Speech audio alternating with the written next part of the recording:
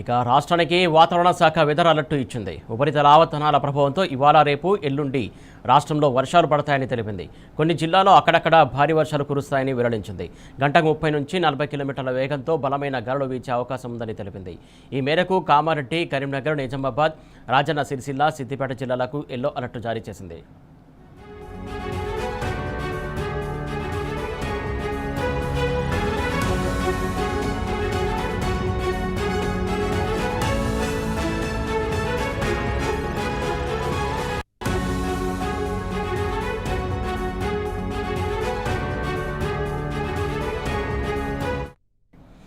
Right, వాతావరణ శాఖ latest updates ఇచ్చింది. ప్రధానంగా ఏదైతే గంటకు 30 నుంచి 40 కిలోమీటర్ల వేగంతో గాలులు కూడా వీస్తాయని చెప్పింది. చాలా జిల్లాల్లో కూడా భారీ వర్షాలు కురుస్తాయని చెప్పేసి చెప్తుంది. దీనికి సంబంధించి తాజా అప్డేట్స్ మా కరెస్పాండెంట్ అరవింద్ చేయడానికి సిద్ధంగా ఉన్నాడు. అరవింద్, చెప్పండి. రైట్ సురేష్, ఏదైతే చూసుకుంటే తెలంగాణ రాష్ట్రానికి రాబోయే 3 రోజుల పాటు కూడా కొన్ని ప్రాంతాల్లో భారీ వర్షాలు కూడా నమోదవుతాయంటూ కూడా వాతావరణ అధికారులు స్పష్టంగా తెలియజేశారు. అక్కడ ఉత్తర తెలంగాణ వైపుగా ఇప్పటికే దాదాపుగా కొన్ని ప్రాంతాల్లో కూడా ఎడతెరిపి లేకుండా కూడా వర్షం కొనసాగుతుంది. మరికొన్ని ప్రాంతాల్లో కూడా తేలికపాటి కూడా వర్షాలు ఉంటాయంటూ కూడా వాతావరణ అధికారులు స్పష్టంగా తెలియజేశారు. ఇప్పటికే దాదాపుగా కొన్ని ప్రాంతాలకు మాత్రం ఎల్లో అలర్ట్ కూడా జారీ చేసినట్టు వాతావరణ అధికారులు స్పష్టంగా తెలియజేశారు. అటు ఈశాన్య తెలంగాణ, భద్రాద్రి కొత్తగూడెం, ములుగు, మహబూబాబాద్, ఖమ్మం, హన్మకొండ జిల్లాలో కూడా ఉదయం నుంచి ఎడతెరిపి లేకుండా వర్షం ఉండే అవకాశాలు కూడా ఎక్కువ ఉన్నాయి.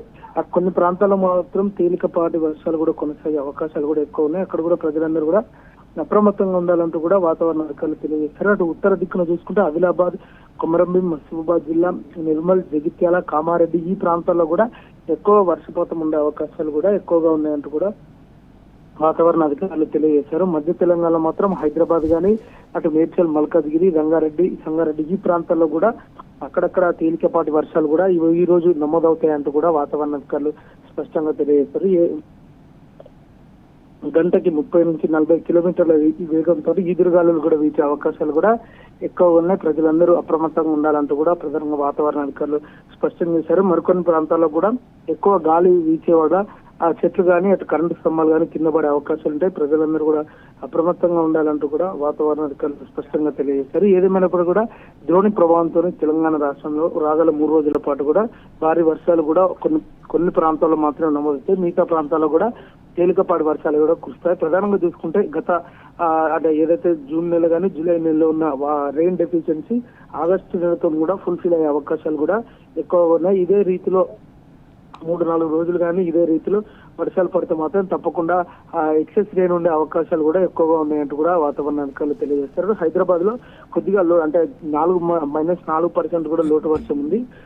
ఒకవేళ వాతావరణం అనుకూలించి మాత్రం ఎడతెరిపి లేకుండా వర్షాలు పడితే ఎక్సెస్ రెయిన్ కూడా ఉండే అవకాశాలు కూడా ఎక్కువగా ఉన్నాయంటూ కూడా వాతావరణ అధికారులు స్పష్టం చేశారు. Suresh, thank you Arvind.